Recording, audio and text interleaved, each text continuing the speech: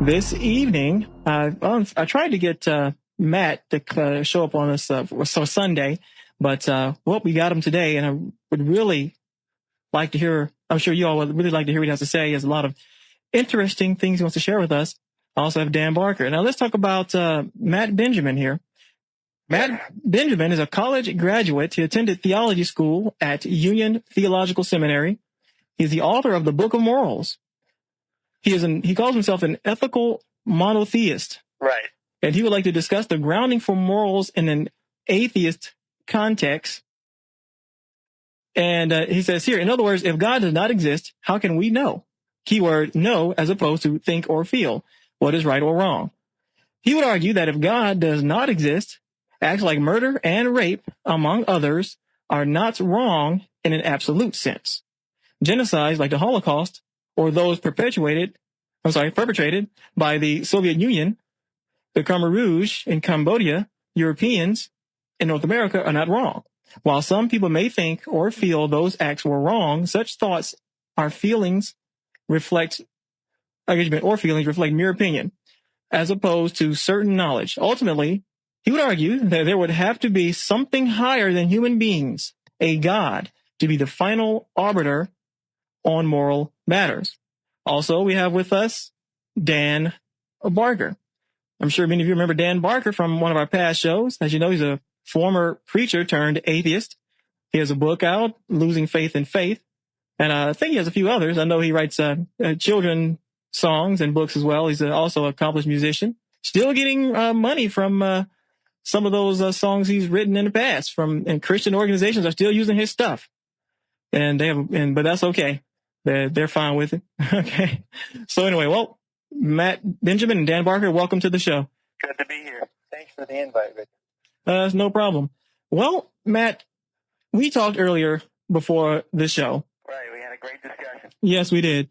And let's make sure that we clarify this for the listeners. What exactly are you saying? Do you think you need to reword that maybe? Because you read my words verbatim. Okay. I can't be sure that they're clear or unclear to the listeners. Okay. But basically what I'm arguing is that if God does not exist, humans do not have any moral obligations. We may choose to act certain ways, but what we do morally, or what we think we're doing morally, we're just acting in accordance with our own opinion. Mm-hmm. Okay. Well, I think that kind of goes without saying, but I think we all, of course, live our lives based upon the opinions of others, of course, right? Right, but I have spoken to many atheists who will tell me that even though God does not exist, acts like murder are morally wrong in a way that goes beyond personal opinion. And I just don't see the justification for that. Now, it seems like you and I do agree on that. Am I correct? I think we agree on that point. But there's one thing, though. In other words, there's no absolute morality among human beings. Morals differ from culture to culture. They even differ from person to person. You could grow up in a family, and you and your brother could have totally different opinions about moral issues. I could give an example. You could have two brothers, and one brother could think that date rape is okay, at least for him, and the other brother could think that that's absolutely disgusting and wrong. But the question becomes, well, which brother is right? And so, in a sense, there's no absolute morality. So what I'm saying is there would have to be something, and, I use the word higher. I don't mean in terms of altitude. I don't mean like 80,000 feet in the sky or above the sky. I mean something transcendent, something beyond human beings, kind of a metaphysical reality that would truly determine what is right and wrong. Okay. Dan Barker, do you have any comments on that? Well, I used to think that was a real persuasive argument. I used to preach sermons like that when I was a minister. And C.S. Lewis, in his book Mere Christianity, basically says the same thing. He compares it to playing notes on a piano. You need somebody to have the sheet music there to tell you what note's the right note and what note's the wrong note. And it is a persuasive argument if you think that there are moral absolutes. If you think the universe contains these codified in stone moral absolutes. But yeah, I agree with you. I don't think that there are these absolutes unless a God exists. Well, what most of us atheists and humanists would say is that there is no morality with a capital M. There are no absolutes with a capital A in the cosmos. The cosmos doesn't care. In the end, we're all going to be gone and dead anyway. So the cosmos isn't caring. If anyone's going to care, we are. And the very definition of morality, the very definition of right and wrong, as you even begin to discuss the issue, before you even come to any conclusions, you're going to discuss this topic. The very definition of it contains the idea of harm or the avoidance of harm. But by definition, morality is that which avoids harm. And we don't even have to say that. I mean, maybe we should say that explicitly. That which is right is that which avoids harm. That which is wrong is that which causes harm. And what is harm? Harm is a physical thing. Harm is something that, depending on your environment and on your nature and your makeup as an individual, as an organism, harm is something natural, real, physical. So morality as an exercise is a physical, natural exercise. We determine what is absolute with a lowercase a relative to us, relative to our needs and what harms us. It so happens that water is good for us and arsenic is not. If it had been otherwise, then arsenic would have been an absolutely morally good thing and water was not. So humanists say that relative to human beings, we can make some definite statements that things like murder is wrong because it causes harm, not because some god up in the sky wrote these rules down and we have to follow them. Because what if he had written them the other way? What if he had decided for some reason of his own, for some whim, that murder was good? Would we then have to say that murder is good? Of course not. We would say God was crazy. Morality even transcends God. And if there's a God and if he's moral, there has to be something that transcends him to justify his morality. Otherwise, he's not moral either. He's in the same boat that relativistic humans are in. So amoral. or immoral. Look at the God of the Bible. The things he did were basically immoral things. And you or I, Matt or Reggie, were kinder than God ever was. I mean, we're smart enough to see that the things he did were pretty brutal and pretty bloodthirsty. And it's a good thing that most Christians in America are kinder than that. They've risen above that, the God of the Bible, and they know that morality is not something that comes from a list that somebody hands down to us. Would you affirm that there are some positive qualities to the God portrayed in the Bible? And the key word I say there is portrayed, because I think, for example, I could say that I think God is absolutely loving and absolutely just. I could make that statement. Then someone could say, all right, well, I want you to sit down and write a story about that God. And it would be inevitable that even though I said that God was completely just and completely loving, in my portrayal of that God, I'm gonna portray him just I'm not gonna be able to convey that sense. In other words, in my story, he's gonna seem to do a few things that to a lot of people would be like not at all just or not at all loving. Well, the God of the Bible is not. There are some good things. Yes, I agree with you. It'd be incredible if all these different writers didn't throw in some good things. But Thomas Jefferson, when he wrote about the Jefferson Bible, he was looking through the New Testament for moral principle. He took literally a pair of scissors, the Bible, and he cut out all the stuff that he didn't like from the New Testament. And he ended up with, you can still buy it, right, as a matter of fact, the Jefferson Bible. He ended up with a very short New Testament. He went through the words of Jesus and said, nope. But he did find a few good things. Then he wrote a letter to Adam, his friend Adam, and he said, I just finished writing this Jefferson Bible, and I found some good words of Jesus in there, but it was like looking for a diamond in a dunghill. Those were his words. Most of the actions, on balance, of the God of the Bible and Jesus of the New Testament are not admirable. They are not moral. They are not good examples. We're kinder than that. We're smarter than that, and than those people 2,000-3,000 years ago who thought they knew what they were doing. And it's a good thing we are. It's a good thing we have minds, those of us who are healthy, to wrestle with these things and figure out what, in fact, causes harm and what doesn't. And even if the God of the Bible were great, even if he were wonderfully portrayed, that he could very well be a fictional character. Well, he is a fictional character. He doesn't even exist. But, I mean, even if he were perfect, are you certain that there's no God? Or is it a question that you just don't see any empirical evidence for God? Well, that's how you are certain. That's how you become certain of anything, is if you lack evidence and good argument, then you can say you have a very high level of confidence that God doesn't exist, just like unicorns or Santa Claus or the Tooth Fairy. I can't prove Santa Claus doesn't exist, but I'm pretty certain, like you are. I agree with you there. I mean, in other words, when I spoke to Reginald earlier today, I said that I have faith in a God, and yet I cannot empirically prove that God exists. And I think faith is a cop-out. I think faith is irresponsible.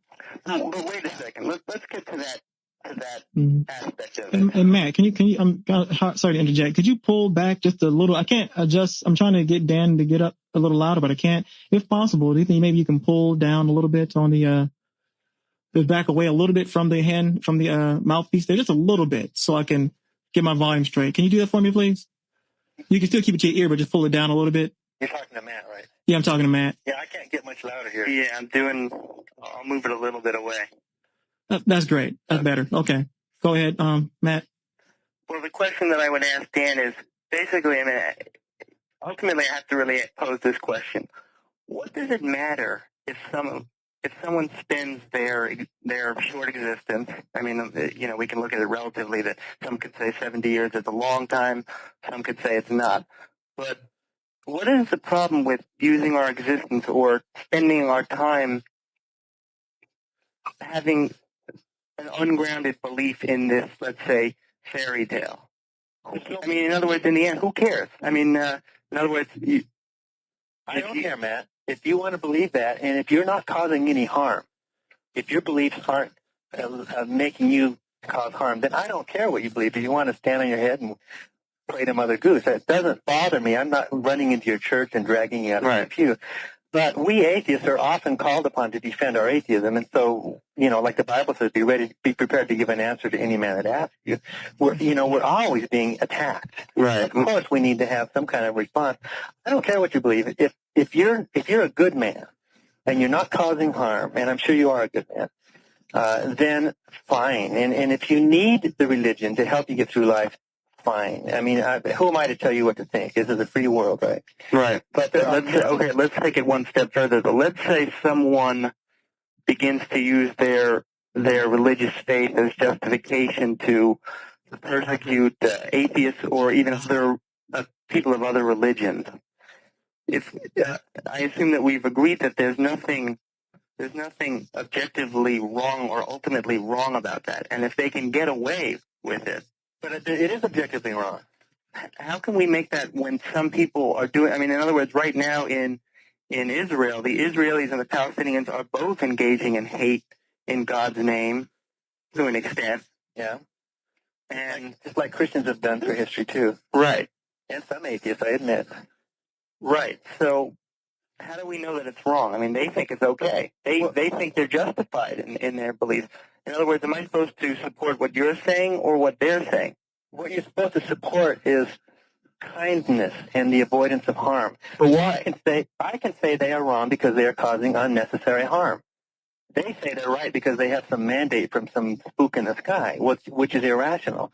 And I can say that irrationality contributes to their immorality. Hitler was wrong not because there was some absolute. He was wrong because he was hurting people. I mean, is it that hard to figure out? Morality is no big mystery. Well, I mean, in other words, I think he was wrong, but I know that Hitler didn't think he was wrong, or perhaps we could say that maybe deep down he did, but we can't prove that. It doesn't matter. And those who acted in accordance with his wishes, and there were a lot of people. Yeah. Also thought that they were that they were justified in what they were doing. But they even lowered the status of their victims to a subhuman level, so that they weren't even assuming, like they even asserted a moral law in which causing harm is wrong. They would say, well, those people don't fall within the standard. Yeah, but remember that Hitler based his actions on his belief in a God. He even credited Jesus as a motivator for his actions.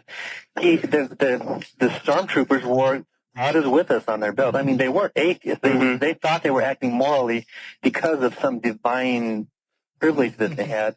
And the Christians acted when they came and treated my Indian tribe like we were vermin, or treated black slaves like they were less than human. Right. I mean, I have a tough time accepting that argument. I mean, I assume that there were people who participated in the genocide of the Jews and others who posited some belief in God. I don't know if Hitler falls within that.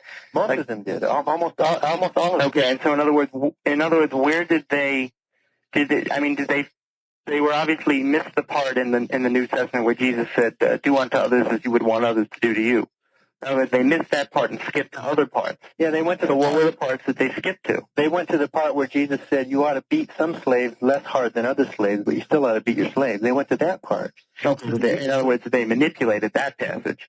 Well, of course, that's what every Christian group does. You know, Christianity is not a single religion. It's a whole bunch of different split up, disagreeing, fighting factions. But then it's not the passage itself. It's what can be done with the passage.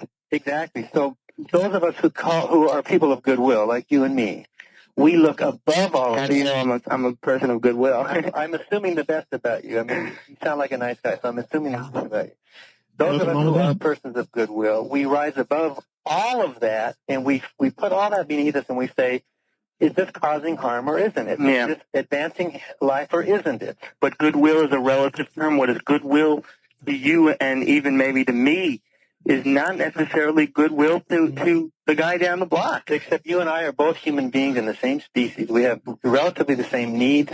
We live in basically the same kind of environment. So on average, we're going to pretty much share the same things. The same things that hurt you are going to hurt me. So I'm going to pretty much know that you don't like to be stabbed because I don't like to be stabbed. I mean, maybe you have some taste. Maybe you're gay. I don't know. Maybe you have some taste for things that are different than I do.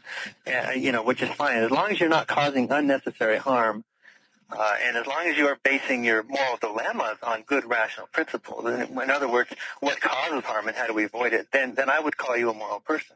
Mm-hmm. Okay, well, hold that thought. Well, if you just joined us, we are with Dan Barker and Matt Benjamin. If you look at the write-up there, we see we're discussing absolute morality. We're discussing I guess basically we discuss how that doesn't exist or it can't exist unless there is a arbiter of morality, such as a God. Reginald, can I ask you a question? Well, just a second. Okay. Hold that thought. If you want to call in and you would like to ask our guest a question, you can call in at 1-866-684-5474 and go ahead and call in and ask us some questions. Also, Matt, by the way, your volume again. I know I'm sorry, but you're kind of getting a little loud again, and it's hard for me to regulate the volumes here because Dan Barker can't get too much louder here. Okay, so where were we, gentlemen? Well, I was wondering if I could ask you a question. Oh, go ahead. Do you agree with Dan when he says that an act like murder, because it's causing harm, is objectively immoral? I mean, I agree with the definition. I agree with the definition of what's moral and what's immoral. I mean, anything. Obviously, that's what the whole issue has been about through centuries. Human suffering. I mean, if you cause harm to someone else, obviously, that's an immoral act. Right. But you could say the Crusaders who killed in God's name thought they were doing morality. It doesn't matter what they think. They're causing harm to a group of people based upon what they believe. What they believe. Right, but you're relying on only one definition. In other words, is there actually objective definitions of words like morality? You're trying to ask me basically. In other words, he's asking me there's something set in stone.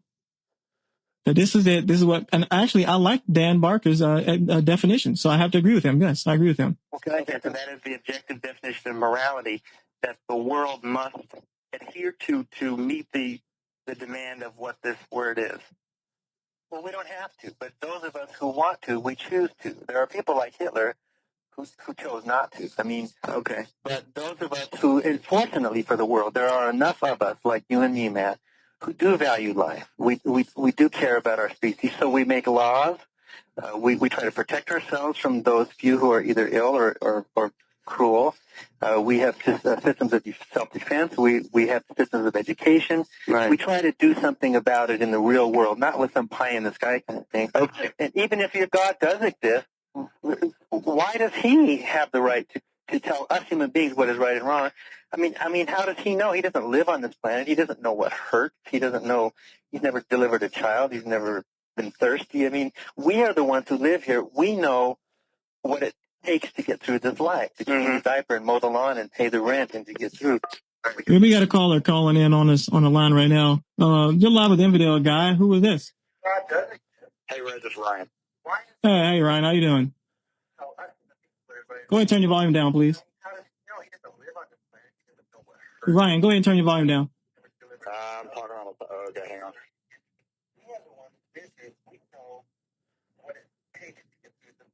All right. Okay, what you got? What you got for us, Ryan? I'm just curious why he's so intent on believing that we need the Bible to tell us the golden rule: do unto others as you would have them do unto you. We don't need the Bible for that. Well, I don't think. Did he say the Bible? No, in fact, we've spoken a couple of times and we've discussed the Bible, but I haven't said that it's absolutely needed. In fact, I think many people could be perfectly what we'd consider decent without ever looking at the Bible. So Okay. I see the mistake. I see where you're coming from, Ryan. Basically, what we're trying to say is, you say that you would need a God to be the final arbiter on all moral matters. And what Dan Barker just said a second ago is, how does God know what's moral? So how can he be a final judge on something if he can't even relate to our experience? All right. Okay. Dan actually asked a real good question. Can I address that? Just a second. Are you done, caller? Sure. Okay, thanks for calling in. Okay, go ahead now. Now, I thought we were talking more in an atheist context, but assuming, let's say, this God exists, and by a God I can only define it in a few ways, because if you've ever heard the expression, if I knew God, I'd be God, I think that if God exists, then that God is the creator of the universe, okay? Otherwise, then God is irrelevant if this God is not the creator of the universe. If God is the creator of the universe, then God created the earth, God created human beings, God created human actions, God created babies. I mean, God created these things. So, I mean, if we're trying to get in the mind of God, that would be a difficult process. But Dan does ask a good question. I mean, how can God have a relevant view on any of these matters when he's never been in our shoes? Yep. As the creator, I might give him a little. In other words, if this creator were proven to have existed, and I agree that there is no proof that God exists, I'd be pretty curious what this God has to say about what's right and wrong. Well, yeah, but so what? I mean, he could say what he wants to. I have to know what human beings think about what's moral. I'm going to do what I want to do. Yeah, but if God makes some statement, if he does exist and he makes a statement about what's right and wrong, I'm still going to judge it. I'm still going to look at it and say, wait a minute, does this work in the real world? And many of the pronouncements of the God of the Bible don't work in the real world. For example, the idea of owning and beating slaves that Jesus promoted. Right. The idea that women are inferior to men. The idea of selling your children into slavery. I mean, you have to know that the Bible is full of a bunch of primitive, brutal ideas that came out of the mouth of this deity. I mean, you would know that. But the book was, first of all, the book was written many thousands of years ago. It was also written by, I studied the Bible critically in college. I took a couple of courses. And, it's interesting relating to something you said before about all of the terrible things that God does throughout both, I assume you mean both the Hebrew Bible and the New Testament. Exactly. I remember the argument that my professor made, and he was not a religious person. He even claimed that he looked at the Bible squarely from a critical view. He claimed that really the book is about human beings. It was written by human beings, and it's about human beings and their idea of a God. And they're introducing a certain kind of God to, you could even say, literature. Well, okay, then if that's true, then why is your idea of a God better than their idea of a God? Where did you get your idea from? Exactly. Well, I mean, what are you picking and choosing? You're not going to follow these Old Testament writers, obviously, because you think they were a little off. Well, you don't argue that I'm bound to accept the biblical conception of a God. Well, even if I think that certain parts of that portrayal have merit, I don't have to take. It's not an all or nothing enterprise, is it? Well, of course, but otherwise, how else do you know? What is your source of data about this God Is it something that you made up in your mind, or do you have some source that tells you what this God is and what he's like? If it's not the Bible, what is it? Well, there are other books about God. Why, as much as the Bible has been given preeminence, it doesn't necessarily have to have preeminence. So you're agreeing that the Bible does have some problems? Oh, of course. Okay. But it has problems because it's written by human beings. It's written over a long period of time. Well, who else is going? Well, okay, go ahead. Mm-hmm. And it's really, for the most part, I mean, if I've read a lot of different parts about it, I tell you, I mean, yeah, God appears, and especially in the early parts, but it's really a book about human beings and how often horribly they treat each other. Well, then, so those human beings who wrote the Bible might have all been wrong, right? Well, they were. I mean, look, the best characters to portray in literature are characters doing bad stuff. I mean, we love Shakespeare. I don't know if you do, but Shakespeare is well loved because he portrays characters that do bad things. Well, what we consider to be bad things. So all these Bible writers may have been totally wrong about their portrayal of God and their understanding of God. They might have been, right? I mean, we could look at it in the sense maybe they were reaching their hand out and hoping that there was more to life than what they saw. Okay, gentlemen. Make sense of their existence. It's possible that they stumbled upon something true, and it's very possible that they didn't. Go with that thought right there. For those of you just joining us, we're with Dan Barker and Matt Benjamin. We're discussing who's the final arbiter on moral matters. And I have a caller just called in. You're live with the Infidel Guy. Go ahead. Hi, this is Nathan from Indianapolis. How you doing, Nathan? Glad you called in. Long-time listener, first-time caller. I have a question for Dan. I'm a fellow atheist. I'm a big admirer of Dan. And I rather like his definition of morality. But I believe the question boils down to, is that absolute? I mean, it may be generally accepted, but how do you define that as morality for everyone, Dan? That's what I'm curious about.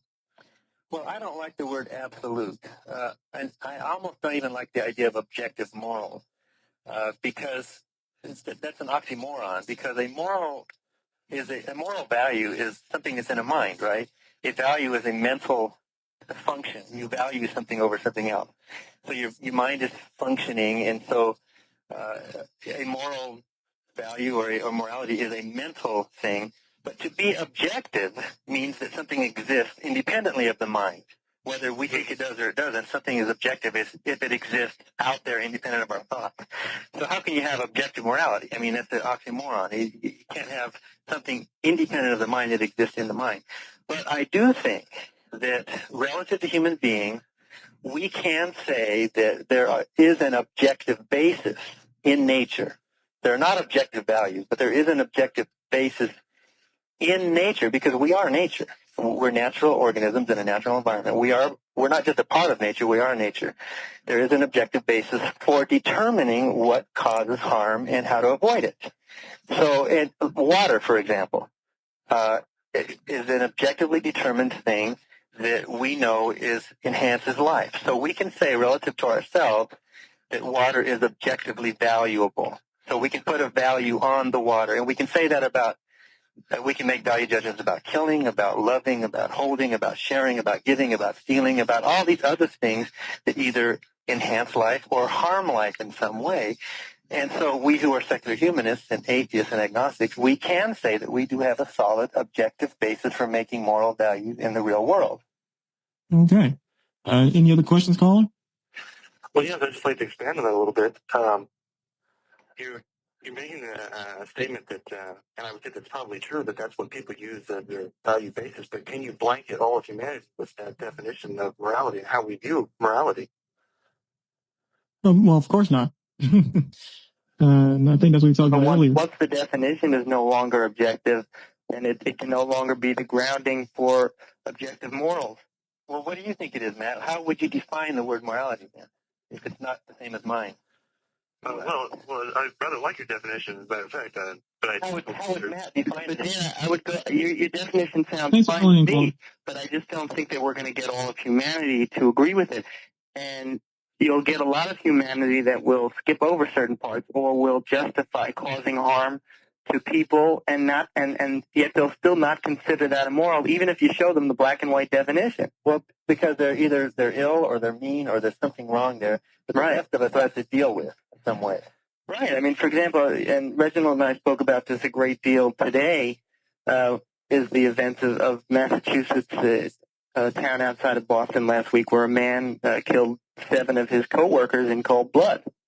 Mm-hmm. Now, we may think, and we may even claim that act was objectively wrong. I don't think that holds up. I think that, at least for that moment in time, he felt what he was doing was justified in some way, even if he would have said later that he felt guilty. And by the way, he pleaded not guilty. Mm-hmm. At that moment in the time, he committed that act, and those 7 people are still dead. Where does that leave us? I mean, even if you want to say that there's no God, and I have no problem with that, because like I said, there's no empirical evidence for God's existence. There is still this problem of what can we call it the problem of evil, where people will do these kind of things, such as genocide, like in the Holocaust, or in the Soviet Union, or the Khmer Rouge, or the various genocides of the 20th century. We can't say that there's just very few exceptions to all this goodness that humanity's doing on it, to each other. Well, I don't know if do you think people are basically good? I think human beings are basically neutral. We have immense potential. I agree with you. Good and evil. We are not good. We're not evil, because that depends. I agree with you. And so I happen to be an optimist about human nature. I happen to be very positive, but there are others who are not. Every brain is different. Right. Every upbringing is different.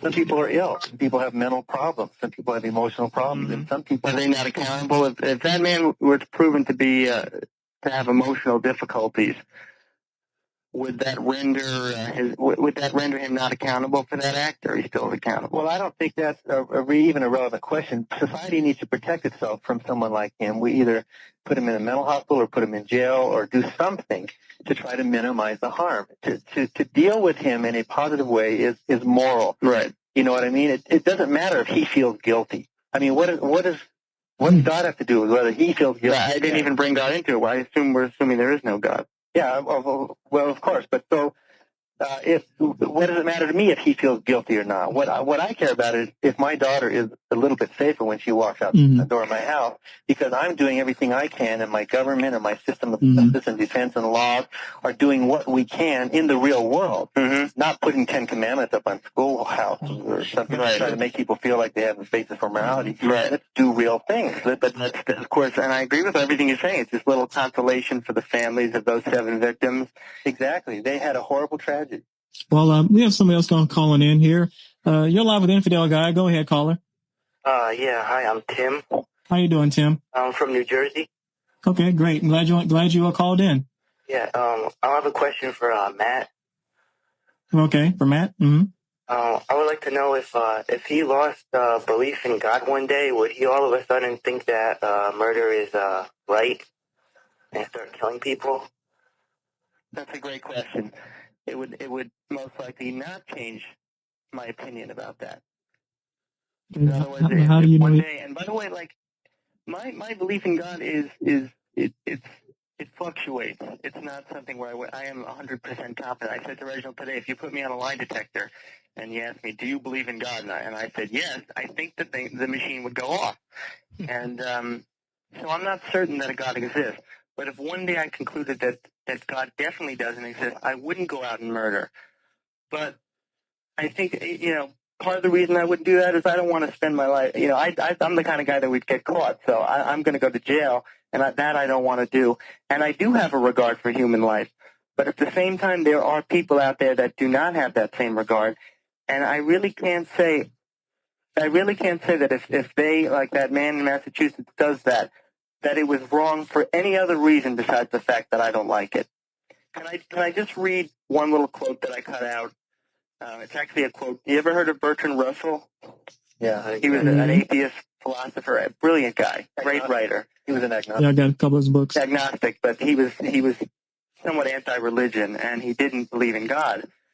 But he did say one thing that I think is very interesting. He said, I cannot see how to refute the argument to the subjectivity of ethical values. So he's acknowledging that it's difficult to refute the arguments that values are subjective. But I find myself incapable of believing that all that is wrong with wanton cruelty is that I don't like it. Yeah, but doesn't he go on to answer that question later? I mean, doesn't he go on to say, here's a good basis for finding, for making a moral value? Right, and he did speak in terms of moral values and how we should act to better society. But I think that not everyone has to sign on a dotted line to that. We're not compelled Exactly. to agree to that. And you have to give someone prerogative to say, no, I don't want to make the society better in the way that you do. I want to get rid of Jews, and I think that our society would be better off without them. We can't say objectively that's wrong. Yes, we can. How do we know, though? How do we know? Because that causes harm. What's wrong with causing harm? I want to cause some harm. What's wrong with doing that? Well, if you want to cause harm to me, you're going to meet my fist in self-defense. I'm going to go to someone else then. Okay, well, okay, but see, the whole issue of morality is harm and it's avoidance. And if you go off your rocker, Matt, and want to start shooting people, well, you're going to bump into some kind of resistance. That guy got caught. That guy was subdued. I mean, he caused a lot of harm. But what difference does it make whether there's a God or not? I mean, what difference to your argument does it make to this murderer, whether there's a God or not, or whether he feels guilty or that there was wrong? He still did what he did, and society still has to deal with it in a very real way. So what's the point, whether there's even God or not? Have you ever heard of the Baba Yar massacre? Say it again? The Baba Yar massacre. No. It occurred, I believe, in 1942 in the Ukraine, what is now the Ukraine, where 40,000 Jews and others, by the way. I think a lot of people think that the Holocaust was only perpetrated against Jews, but it was actually perpetrated against many other kinds of people. 40,000 Jews and others were rounded up and killed in just a matter of days, shot, and the perpetrators were never brought to justice. And there were hundreds of them. Whole villages took part in this. And they were not Germans. In that collection, if you would ask those people if what they were doing was wrong, what would they have answered to you? And does it even matter? Well, you could make that same sad story about almost every culture through all of history. Even my Indian tribe has some embarrassing parts of its past, even though we were almost exterminated in the Holocaust like the Jews. I mean, there's something in human nature where there's territorialism and there's greed and there's fear that all cultures, all religions have had. Christianity has had its share. And those of us who do feel like we want to be moral because we find living to be valuable, we love it. We think it's great. There's hopefully enough of us in this world to try to stem that tide of aggression and violence and greed and fear. And so we work to that. We have laws. We have a system of justice. We do what we can, and we are outraged and we denounce those actions, just like I denounce the actions of the Old Testament God. I'm sure you. Why does the actions of a fictional character bother you so much? Well, because he's supposedly a role model. The Christians are always saying that he is our great role model.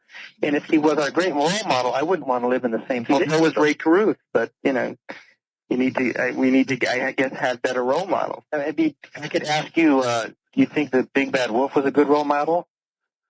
Not at all, but a great character. Yeah, exactly. So I'm treating the God of the Bible like you just treated the Big Bad Wolf, a fictional character that you can still denounce. But there were some aspects, for example, you know what I liked about the God, let's say the God character? I liked the fact that when he had Moses on that mountain, he said, do not murder. He didn't say, if you commit murder, I'll do this, and this to you. He said, do not commit murder. He said, do not kill.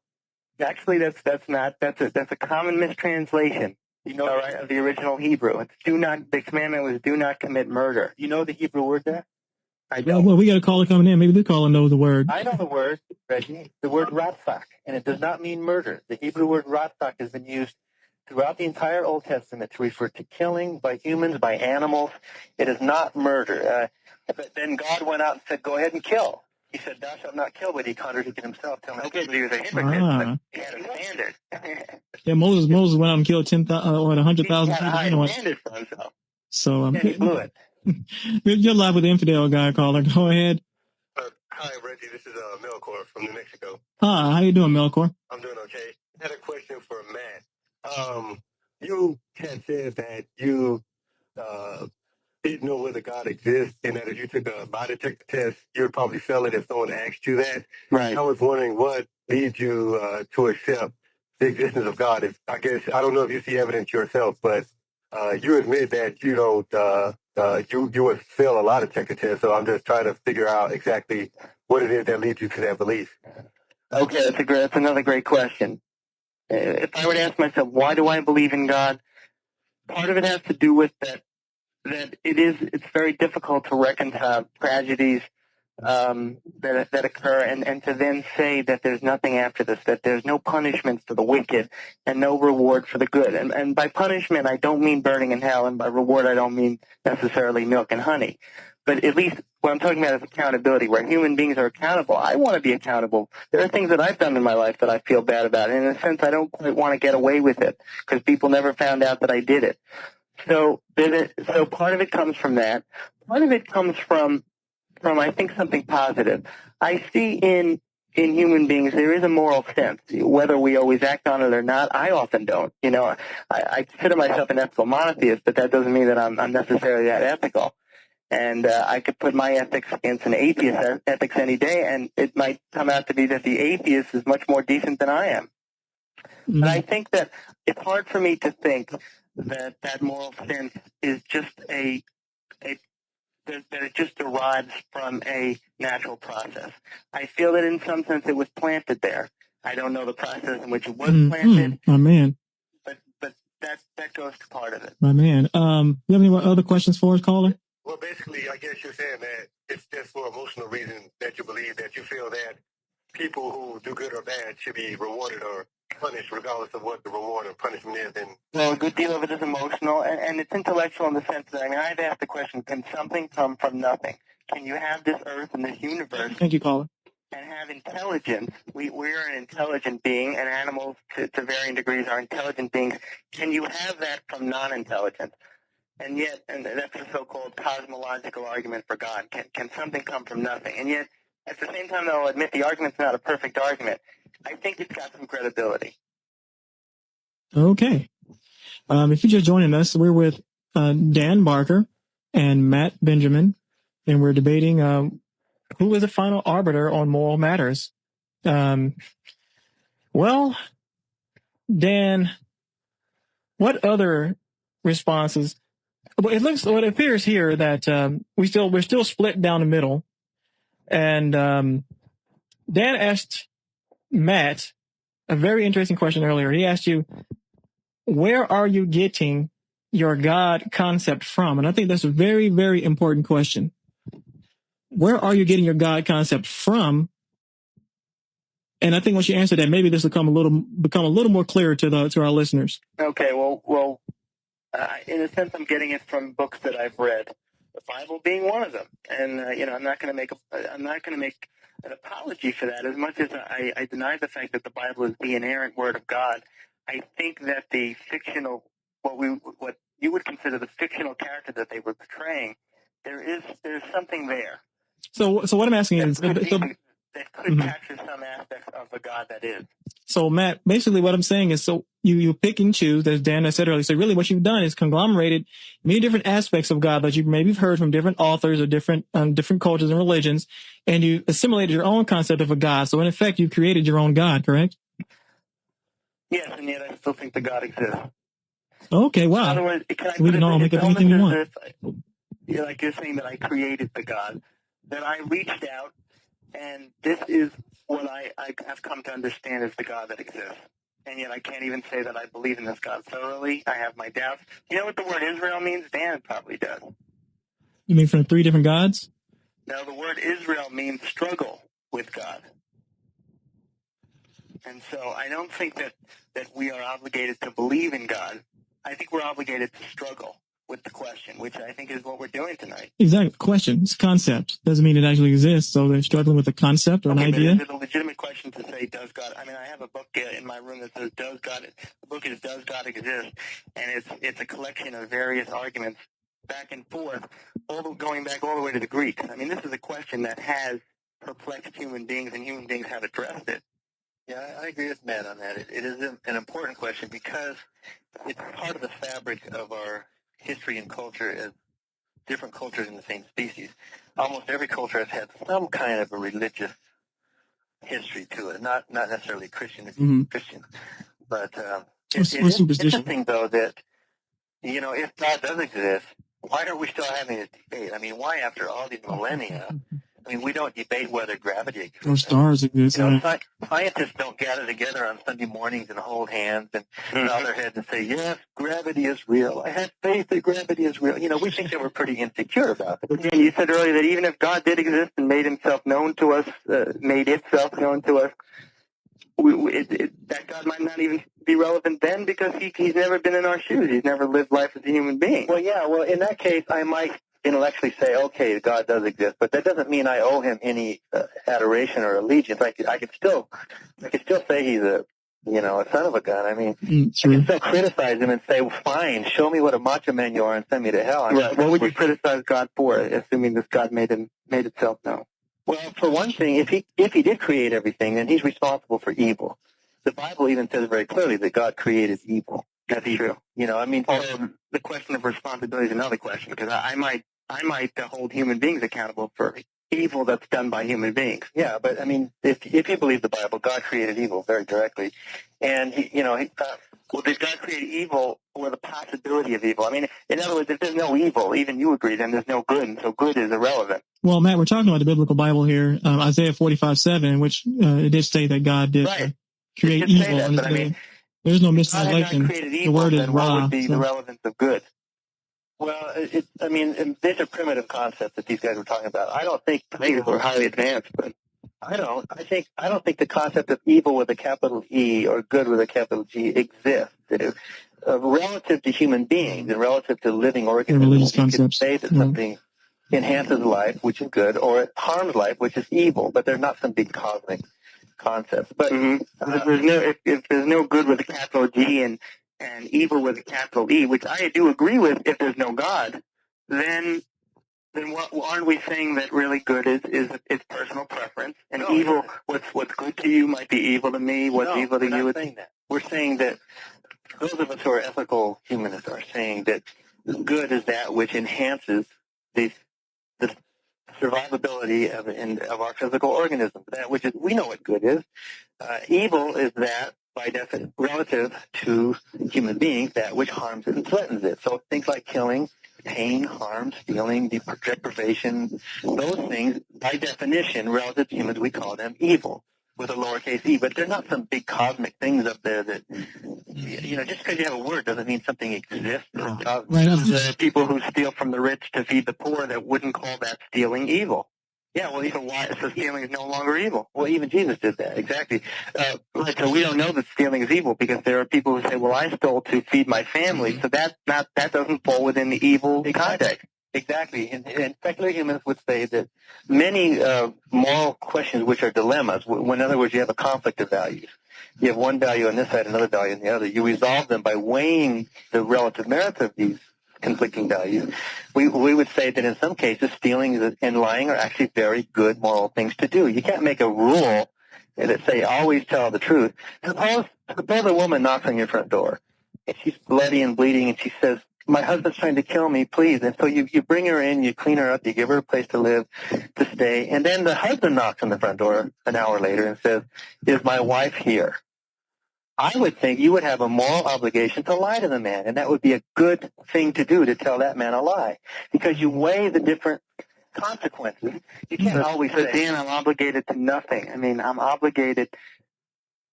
What am I obligated to? To the value. And what is the source of the obligation? What? I can't say who, because that's presume God, but what? Okay, Matt, let him answer the question. You've been stepping over for some time. If you're a caring human being, you're obligated to the value of human life. You care,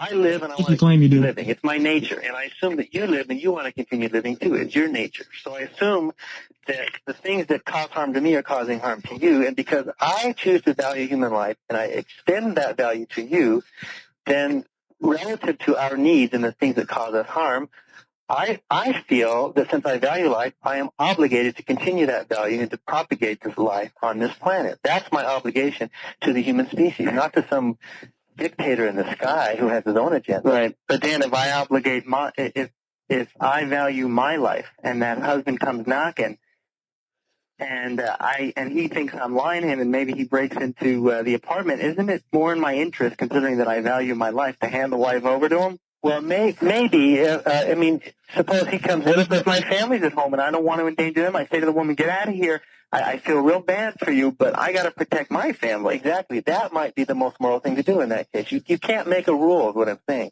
Okay, so you can't just make a rule that applies in every situation. If you have 3 little kids that depend on you for their survival, and that man does come in and he's threatening their lives, well, maybe, regrettably and painfully, the most moral choice left to you is to turn her over. Maybe it is. Mm-hmm.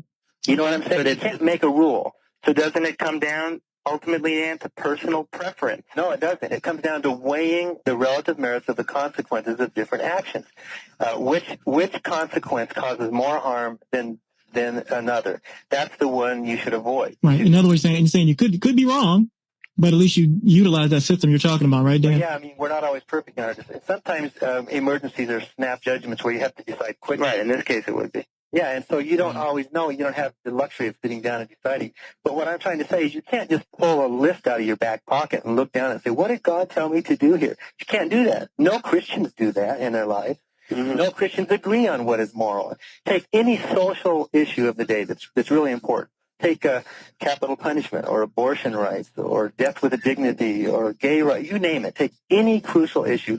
You will find devout, faithful, Bible-believing Christians who fall down on different sides of those issues. Right, and that's the point I made earlier when I spoke about the 2 brothers who could have grown up their entire lives in the same house and been taught by the same parents, and one could be a date rapist and the other could be a loving, faithful husband. But my point is that if the Bible is our source of morality, where is it? How come Christians don't agree? There is no. I never said the Bible was the source of morality. It might be a source, but it doesn't have to be the only source. Well, then what is the source of morality? If there is objective, absolute moral value, how do we know what it is? Well, if there are absolute objective moral values, then that, in my view, it would mean that a God exists. So how do we know what those values are? See, that's where we get. See, that's the discussion that I really want to have, in the sense that, okay, if we've established that there's a God who is in some way concerned about human beings and how they act and makes moral demands, then the question becomes, what must we do? What are our moral obligations? That, I think, is another interesting issue, and it's problematic. I mean, you could argue that abortion is something that God has to me. You could argue that fornication, that having sex when you're not married, is wrong. That's one of the things that God forbids. And someone could say, well, I think that God's okay with that. Mm-hmm. So I think that our knowledge of what God obligates us to would never be perfect. But I think do not murder is a good start. Well, yeah, but do not kill is what it actually says. Well, can I ask you a question? I had actually written this down earlier, and I just want to throw it out to you, if you don't mind. All right. What would you say is the value of a human life, of a human being? And you can answer in any way you want. You can give me a number. You could give me any kind of criteria or any kind of measurement. What is the value of a human life? There is no criteria and there is no measurement. Life is its own value. It'd be like asking God, what is the value of your life? He wouldn't measure it against anything. The very fact of existence is the value. It's like other things like gold or bread or jewel or whatever. They have value relative to life. But life itself is its own measure. You can't measure it against something. So a human life is worth a human life. And I choose to accept human life as that unit of value for a human life, and everything else flows from that. Humanistic morality flows from that. Everything else is determined by how it relates to, well, I shouldn't just say human life, because by extension, the other animals on this planet as well. I mean, we need to consider our entire environment. You know what I mean? We're not the gods of this planet, but by extension, all the other species of which we are a part have value, not because it's been given to them, not because it's been imputed or measured against something, simply because it is. Okay. See, my argument would be that the value of a human life is determined by human beings, and that what it comes down to in the end is who has the control. And if a particular group or even an individual wants to place no value on a certain life and wants to act accordingly and then can get away with that action, then it's permitted. Well, if they have the power, it's permitted. Yeah, I mean, you read Dostoevsky. He wrote, if there is no God, everything is permitted. In other words, punishment is only as good as the criminal authority's ability to catch the criminal. And if you could murder an old woman in her apartment, she has no friends, no family, no neighbors, no one will ever know, and you'll never be found out. Even if we're going to say, you and I say now, well, it was wrong, it's irrelevant. Well, my wife just stepped into the studio, and then she wants to add a little bit of insight onto this. Hello, Matt. How are you? Good. How are you? Just fine. I have a bit of a question. If this God is the absolute standard of moral, he should be the judge and jury, right? Right, assuming that he created the universe and human beings and human actions. Okay. So then we should, the correct thing for us to do is to not interfere in this process. So that man that shot those 7 people in Boston, Massachusetts, we shouldn't even be holding him because he's going to get his retribution when he dies, and God is going to take care of that. So who are we to hold this man? You're saying that we should just wait for God to take over? If this God is the ultimate judge and jury, then who are we to punish this man? Interfere with that, huh? It should not matter if you're caught or not. Right. So why are we worrying about punishing people here? So in other words, we can become complacent if of course, yeah, you do agree that the society is not in absolute agreement that there is a God. So there is this desire to punish this guy, to keep him, at least primarily, to keep him off the street, and in some way as to hold him accountable for what he did. But we're assuming, that in other words, the people do believe in God, and which most people do, and we're assuming that they do believe in God. So why should we hold this man? And he's already going to receive his judgment when he dies. Right. By the we don't live in a theocracy. I mean, even. But is it right for us to hold the man? Should we hold him or should we let him go? I think it's right to hold the man. But why? We're not the absolute judge and jury. We're not the setters of the. Well, what about all the people in society that don't accept God's existence? But we're assuming that they do, including possibly some of the families of the victims. Yeah, but we're assuming that they do. All right. Well, if we live in a theocracy where the law of the land was presumably God's law, which it isn't in this case. We've agreed that the law of any state is secular based. It's, I mean, for example, like we could talk about in the Massachusetts Penal Code or in the Georgian Penal Code, it doesn't say murder is wrong. It says if you commit murder in the such and such degree, such and such will be the punishment. Because it's a given. We were talking about that. And in the same Penal Code, it says if you drive above a certain speed, this will be the punishment. Now, we're not saying that a speed limit of 55, if you're driving 56, you're immoral, you're doing something illegal. So there's a distinction between illegal and immoral. Like Dan Barker said earlier, though, we're talking about things that cause harm or things that can cause harm. Well, we don't know for sure that driving 56 miles per hour is going to cause harm. On certain states it would. So what are speed limits for? Protecting people from harm. So what are speed limits for then? I mean, a good part of the law is to protect people because we don't know if God exists. So, I mean, I see what her question is. In other words, let's just wait for God to take over and judge actually, what I was doing is exactly what you were doing, assuming that the God does exist and assuming that the people do believe in the God. Then why should we still take this retribution? Because there are Christians out there today that do believe in this God, and yet and still they want justice for what happened to their family, and they're not willing to wait until this man dies and God takes over. Although now, if God they believe in, but if God is the ultimate, if God is the ultimate where the morality is judged right there, then they should give their God the right to go ahead and judge this man like he is your going to point. do. It sounds as if more or less that actually we're the ones that are the final arbiter on that moral issue. I see exactly what you're saying.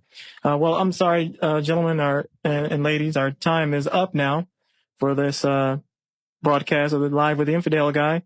Thanks to the listeners for calling in and participating. Thank you for Dan Barker. Unfortunately, I couldn't get his volume up, but that would have been great. Is there time for a web page here? Oh, of course. I'm going to let you guys have at it in a second here with your own plugins.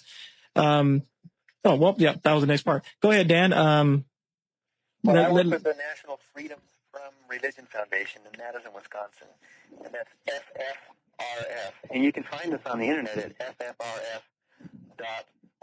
And I recently put up a really fun quiz. What do you know about the separation of church and state? Take the quiz and then tell me what you think about it.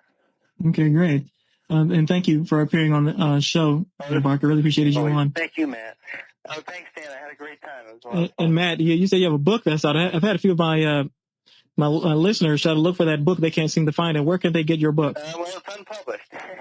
Oh, okay. It's something that I've just written recently. So I don't know if it's something that's marketable and would actually find a publisher, but maybe someday. Okay. Well, all right. Well, thank you once again, everyone, for tuning in. I had a great time. You're totally welcome. Thank you, gentlemen. Have a nice evening. Bye.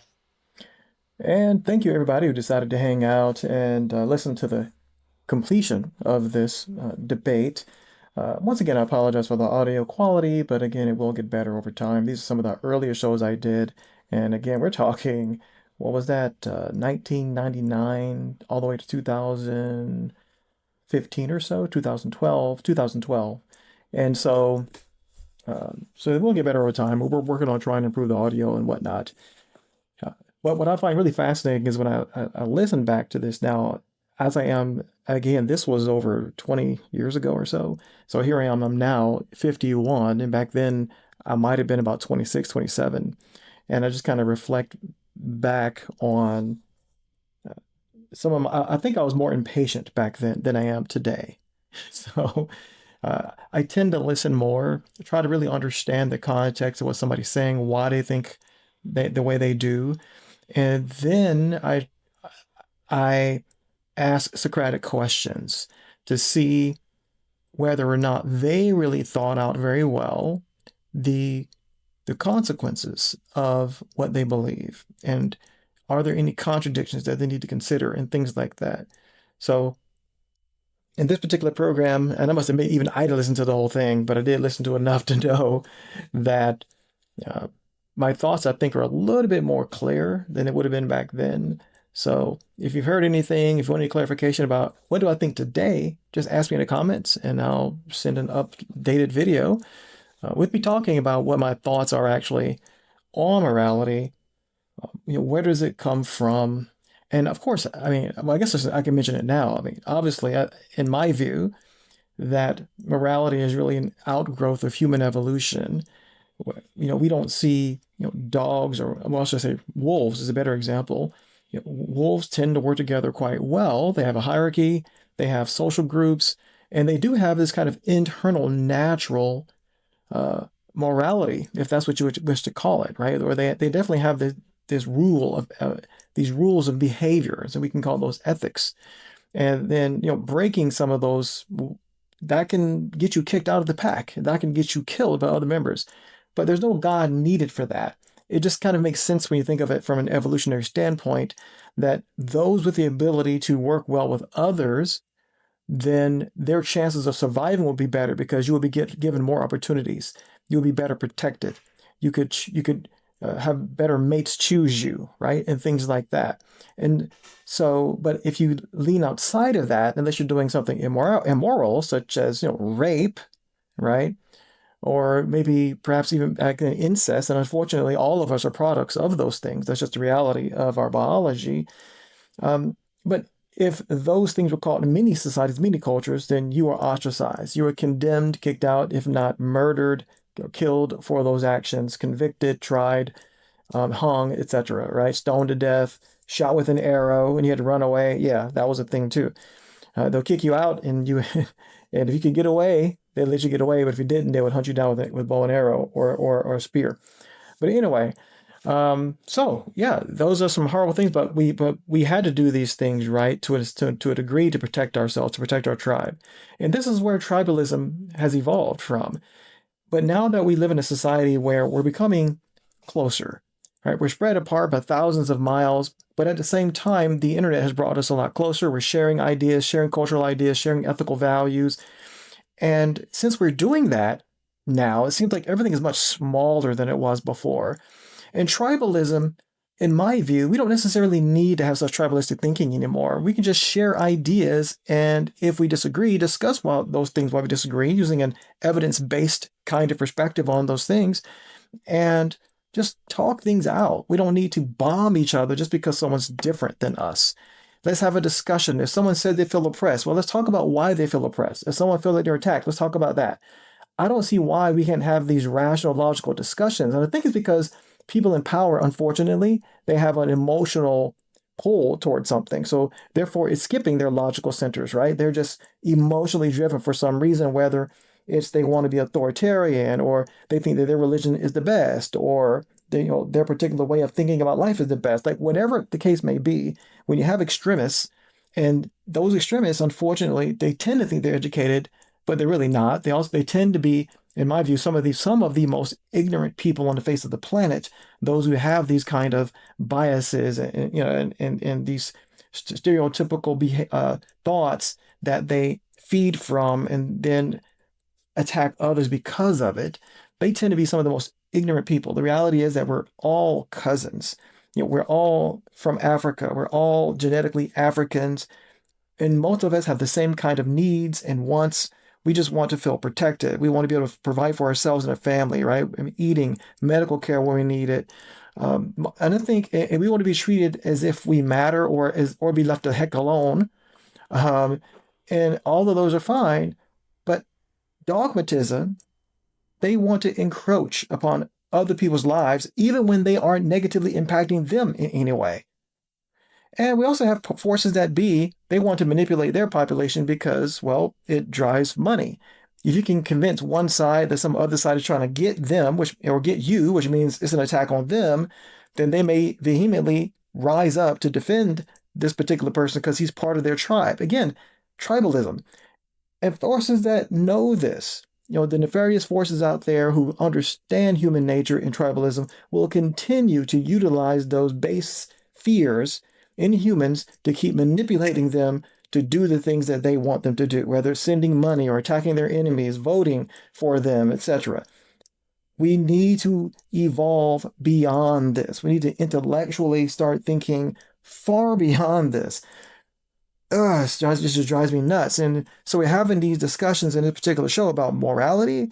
Like, I just don't, oh my gosh, it's just so beyond me that you have groups who think that you can only come to some moral superiority, or have some moral, or impetus, or a ground, or moral grounding, I should say, um, and unless you believe in God, or you have to believe in God in order to have this moral foundation. And yet the Bible is full of atrocities. And when you point those out, they say, oh, well, that was the Old Testament. All right, well, let's look at the New Testament. Oh, well, you're taking that out of context. Right? It's like, wait a minute. Anyway, I'm going to rehash the debate probably. Thanks for listening. Coming up next is a religion and science fiction. Coming up next. And then after that, we have what's one coming up now? We have 2 more episodes after that. So I'm going to try to get up this one today and upload another one probably tomorrow, and then have those 2 others probably by the end of next week. All right. Thanks again. I'll see y'all next time.